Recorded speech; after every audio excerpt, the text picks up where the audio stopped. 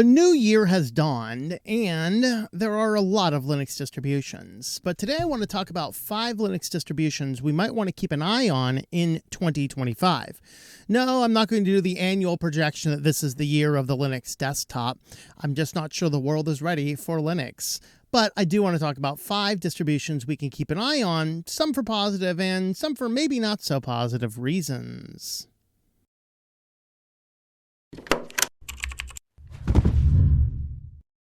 Welcome back to Switch to Linux and the last video of 2024. As we get ready for the brand new year of 2025, I want to talk about 5 Linux distributions we should watch in this coming year to see how they go on, how they progress, and things like that. Of anybody who says Linux isn't making a lot of headway like other distributions or like other operating systems, we should say, go ahead and give them this video so that they can see that there is bleeding edge in Linux. Sometimes bleeding edge we might want, sometimes bleeding edge we might not want, as our list is going to illustrate for us today. If you like this type of content, please feel free to subscribe to the channel, leave us a like and a comment down below to help in the algorithm. And with that, let's go ahead and talk about 5 Linux distributions to keep an eye on in 2025. Number 5 is Gentoo. Yes, this made our list. Gentoo is known as being a very difficult Linux distribution to work with as you compile everything from scratch. Well, until now. Now, this produces a very streamlined system, which is very small, very light, and very robust, but it does so at the cost of being able to use the same build on other computers. So it is designed itself to compile specific to the particular PC you're using it on, just like Windows. So it's not exactly a huge deal. Very few of us use the same distribution on multiple different pieces of hardware. You might do that on like a Tails or maybe some other portable distribution, but for the daily drivers in us, typically that's not what we are doing. So this is not much of a compromise. However, in the past, running applications, just installing new software on Gentoo was a time-consuming matter, especially on low-end PCs. But starting last year, December 29th, 2023, they talked about going binaries. So this basically means like every other distribution where you install binaries, you install your software packages through binaries in the repository rather than compiling everything from scratch every time you need to install it. And so last year, Gentoo started moving in this general direction of compiling all of these binaries. And then you can actually set up your portage application, which is what you're using to install software in order to work with the binaries rather than compiling everything from scratch. And in the latest release, this is the 23.0 release, and you can see how new these are. Some of these are today, some of these are yesterday, a few days ago, some of these a few months ago. And hunting throughout this whole system here, you will find the large range of software that you would expect to find. So Mail Clients, Evolution, MailX, NeoMut, Thunderbird. Not everything out there, but you have enough. I look for all of the main software packages I tend to use, and indeed most of these are in here. So as of right now, today, there are 7,380 packages available to build as binaries instead of compiling everything. This might mean that a Gentoo becomes a little bit more attractive to people rather than using an Arch, a Fedora, or a Void on staying on some of the bleeding edge. And so watching a Gentoo move along in 2025 might be an interesting place to go. Number 4 is Fedora. So Fedora has made the list because it wants to be one of the first Linux distributions to really move its way into AI on a number of different levels. Some of those being back-end prioritizing bugs and things like this, and other of these to integrate in chatbots and things like this. Some of it is just for help and general thoughts and suggestions. This actually started with just a basic user, I believe, who wrote up a post saying, hey, with all these NPU-enabled PCs, is Fedora doing anything for this? That thread didn't really go anywhere. However, one thread that did go somewhere was from the initiative for a Fedora AI chatbot.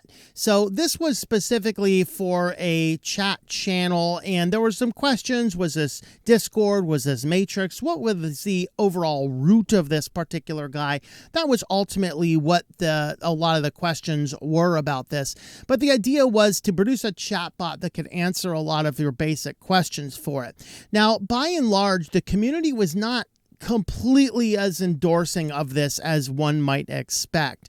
So the biggest questions, of course, some of these is, okay, we're feeding this chatbot with just all of the information from the help docs. However, some of the solutions out there, as some people noted, are incorrect solutions. And so you don't want the AI giving somebody an incorrect answer. I think back to when ChatGPT started incorporating Stack Overflow, and many people were deleting their things, not wanting to be part of ChatGPT. And also other people started going in there and poisoning the well so that ChatGPT would give wrong information. That is one of the biggest concerns that people had utilizing a Fedora chat AI. And then there were some other questions.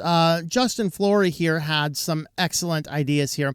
He says, here's his concerns. He wants to see a logic model before casting a vote. So this is a call for a vote, and he wants to see a logic model. We have subsequently gotten the logic model. What is meant by introductions.ai? This does not actually exist. Do you mean Discord or Matrix?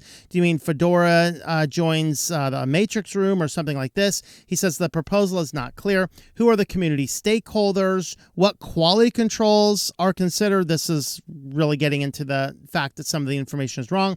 Who are the development team behind it? Who's responsible for long-term maintenance? And was the Fedora docs team consulted previously as a stakeholder? So there's a lot of discussion. In reading through this, I actually found that there was actually a lot more concern than praise for the project. But we do actually have a model from the Fedora wiki. This is the chatbot production model. So the initiative title is Fedora AI Chat by Development using InstructLab. So using the InstructLab LLM. The community initiative leads, they have identified 2 of those. There is a executive sponsor is yet to be determined. They're asking Matthew Miller, who is the project lead and also excited about AI integration, as we will get into. And then a time frame of 9 to 12 months. So remember, this discussion has started back here in September, and 9 to 12 months puts us somewhere in the summer to the fall of 2025. Now, all of this being said, this is just a chat AI, but the Fedora Strategy 2028, written earlier this year by Matthew Miller, who is a project lead for Fedora, has indicated an interest in putting AI into the Fedora project. Some of this in the operating system, some of this just in how Fedora is going to manage bugs and figure out what its forward strategy is.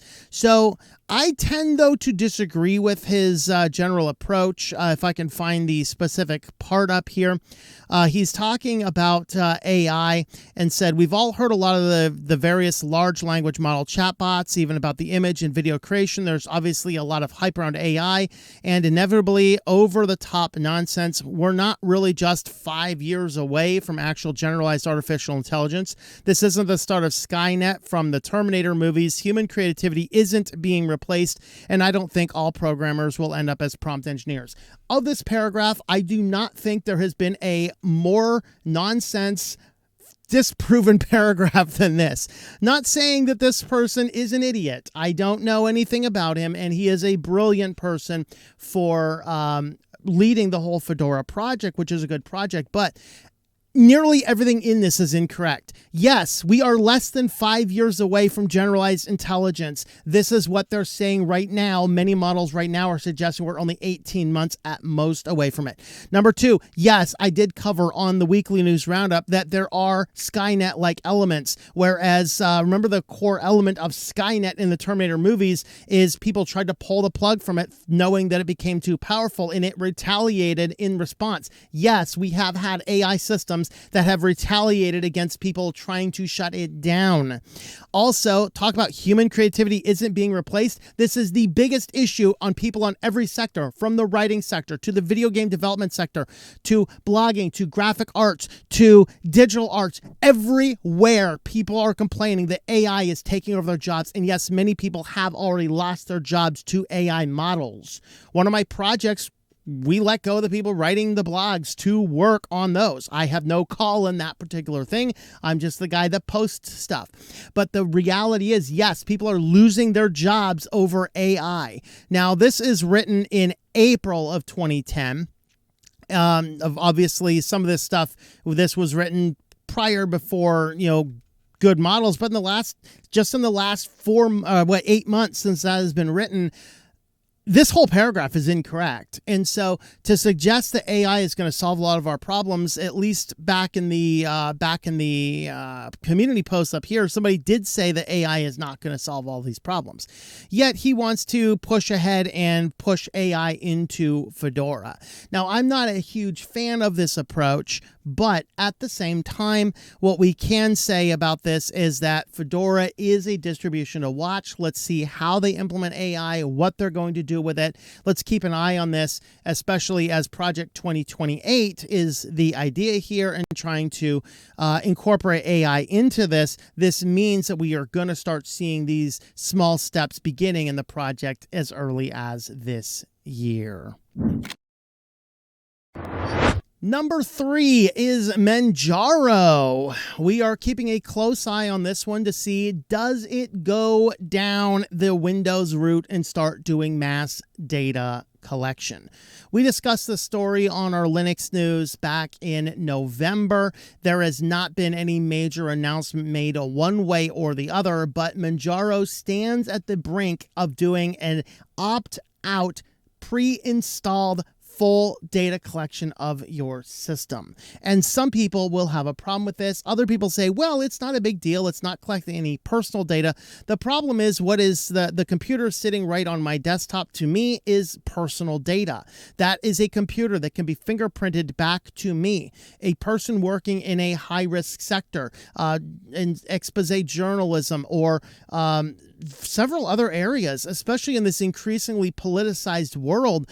We have to be careful of everything. Also, don't forget this, that Google, and starting in February of this year, February of 2025, Google will start allowing advertisers to be tracked, advertisees. What do you call the people that are how their data is being collected?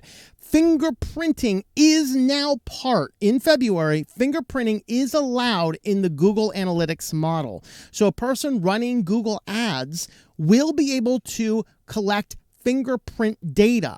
A computer is a fingerprint. This means that a person can be de-anonymized utilizing Google data if Manjaro goes through with this plan. Now, from the development team, this person worked on creating the Manjaro Data Donor, short as MDD, as a way to gather usage statistics. It says a few usage statistics. It's a full fingerprint of your system. Now, it does not collect personal data per se, but it will show what applications you have installed. It will show your hardware specifications and things like that. So this goes far beyond Fedora's Count Me option, which just counts how many people are using the system, and does a full approach. At least Ubuntu does this full type of thing, and you choose whether you want to send the report. Now, unfortunately, with Ubuntu, if you say, I choose not to send the report, Ubuntu still gets a ping that there's an install, but they chose not to share the data.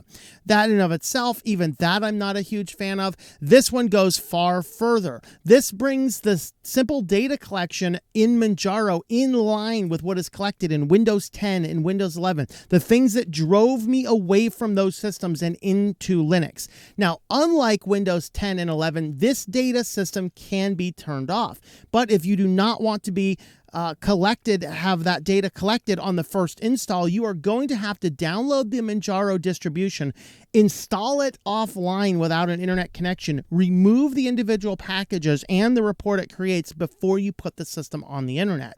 That is a fundamental problem. This becomes a deal breaker for me.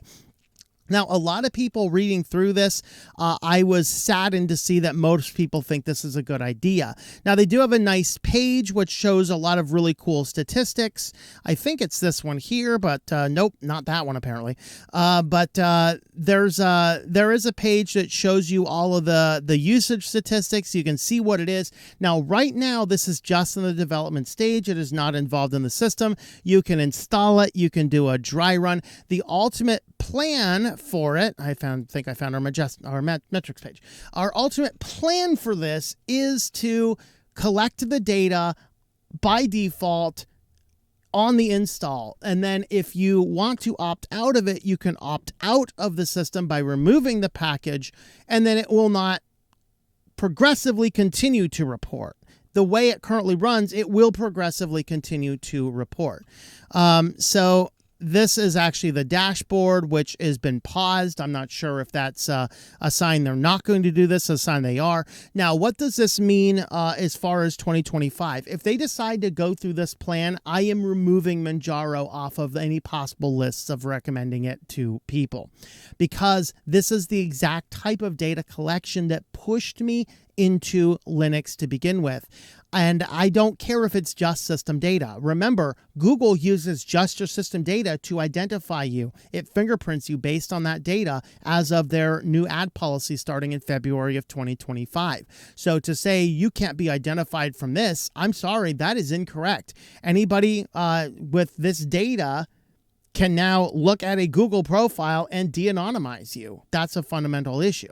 Now, Manjaro, the other thing it is doing this year to keep an eye on, they are testing in community building right now. They are testing an immutable build, so we'll see. Now, if they decide, they look at this, say, okay, we've kind of goofed up, and to be honest, Manjaro does listen to their community. They were at one point in time going to remove LibreOffice and cram a different Office system in there, which was not, I forget what it was. It wasn't completely closed source. It wasn't completely proprietary, but it was a controversial Office choice.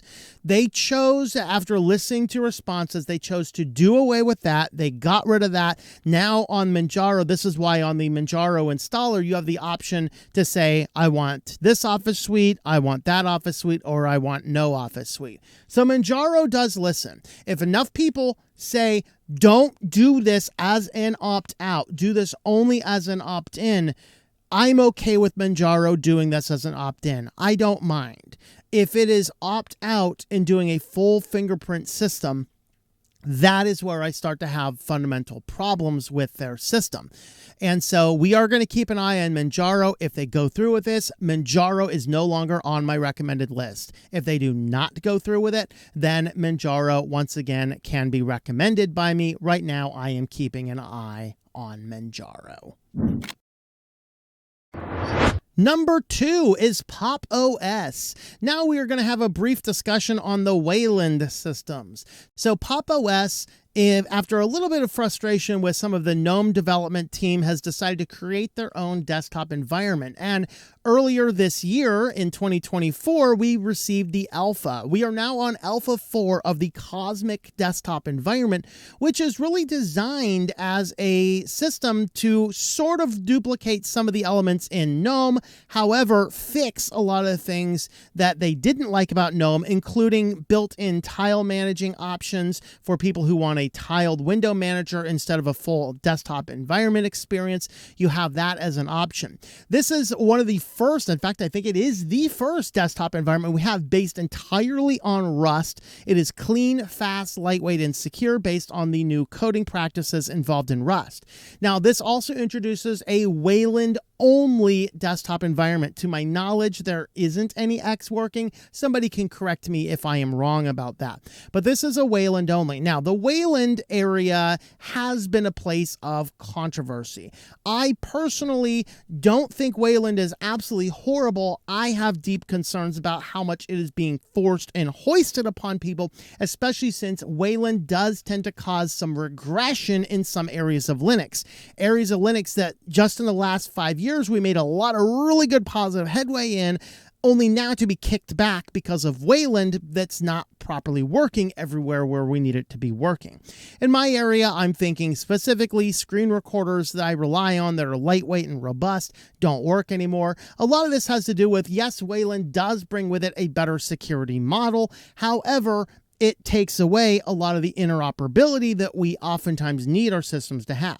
As Wayland development continues, eventually we will see a good solid shift to Wayland almost universally, and that will be a good thing, but I don't think we need to jump entirely to it right away. That being said, PopOS has Cosmic DE, which is entirely based on Wayland. And so if you're utilizing this system, you are on a Wayland-only system. They are working together to make sure everything works out of the box.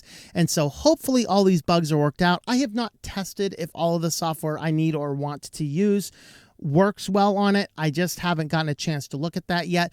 But this is a new desktop environment based on a very good company doing a lot of really good jobs. And you can already test this alpha version on several distributions. And so having a look over at their page, they actually are talking about it's a new desktop environment. You can see the look of it. It has a look very much like GNOME. And they are on to Alpha 4 at the time I am working on this, and we will have a video about this soon. So you do have the ability to test it out on Fedora, Nix, Arch, OpenSUSE, Serpent, Redux, and Cache OS. So that is where you can test it out on. And then you can see a lot of the workspace. Here's the workspace is what I was having an issue with on Alpha 1. Hopefully that's solved. I haven't looked at it since Alpha 1, so we'll look at 4 soon here. And then you can see the just the various adaptable windows with the tiling elements. You can do theming the way you want it, just your coloring, your accent colors. This is a really nice desktop. Now, I'm not a huge fan of the GNOME approach, and I like working off my desktop, and this does not have workable desktop icons. But those areas, for me, this is still a good desktop, and I am keeping an eye on this, and I'm hopefully this will come out in full stable sometime this year, and PopOS is the distribution making this possible. Number 1 is, of course, Linux Mint. Some things are predictable. Linux Mint is generally been on every one of my top lists. A lot of the reason is because they have always focused on stability, and they've always focused on listening to their users. Unlike most distributions which are forcing you into Wayland, Linux Mint is actually pausing on the Wayland a little bit. They are developing Wayland. It is in the modern versions of Cinnamon. The modern versions of Linux Mint you can run on Wayland, but it is still experimental. They are intentionally moving slower on Wayland because it still has a tendency to break a lot of things, and Linux Mint focuses on stability, which means any system that I have, I can most likely run Linux Mint on. Now, in this last year, they did a change to the latest kernels. They used to ship a much older LTS kernel. Now they're moving the latest kernels because they have found that over the last few years, the latest kernels have been just as stable as your LTS. And so this allowed them to support newer hardware without focusing time on an edge distribution, which they have done in the past. To my knowledge, they're not doing that any longer because the edge basically gave you a newer kernel and a few other patches for that newer kernel, which there is not any longer a need of.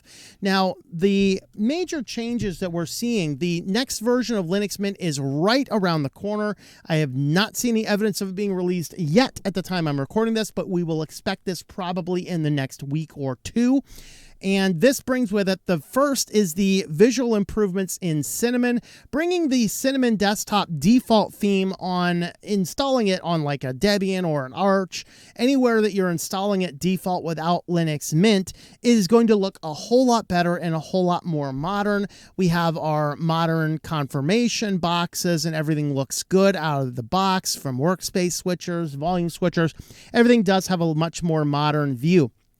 The other major thing that they just did in the new beta, the 22.1 beta, is the first to implement this. So the new version of Linux Mint coming out has the change inside of your apt-kit system. So apt, of course, is still the way to do it, but they changed the under-the-hood method. The common user isn't going to notice a difference, but it allows for a lot faster and synchronous downloading and installing of software packages, meaning that your download and installation is going to move a whole lot quicker.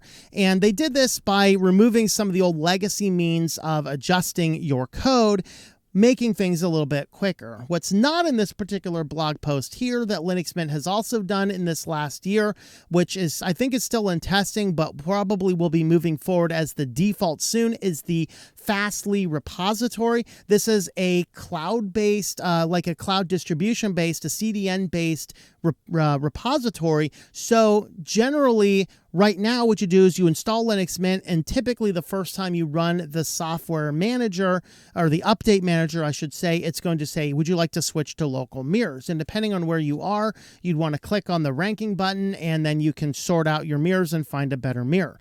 Now, you still have the option to do that, but the new CDN-based repository means that generally most people will not have to change this any longer. They will always be on the latest because the Fastly is a CDN. It is hosted globally, and so it will automatically select the region closest to your IP download point, allowing you to always have the fastest downloads without changing the repository mirrors. I believe that that is just for the Linux Mint packages. I think you will still have to continue running with the Ubuntu packages looking for the best mirrors. But we do have a system here that is still the best for early Linux adopters, people that are just testing out Linux. Linux Mint is still the best, whether it's this channel or Mental Outlaw or Some Ordinary Gamers. Everybody out there saying, hey, test out Linux. They will all point you towards Linux Mint for the first Linux distribution. The reason is it is very rock solid. It is very stable. It is very familiar because it's not always on the absolute bleeding edge of everything, meaning this is one of the best distributions for maintaining stability, listening to users, and keeping everything functioning properly. So there is our list of the top 5 Linux distributions to watch in 2025. Let us know which distributions you are keeping an eye on in the comments down below. Leave us a like and a subscribe to the channel as well. Thanks for watching, and I hope that you enjoy switching to Linux.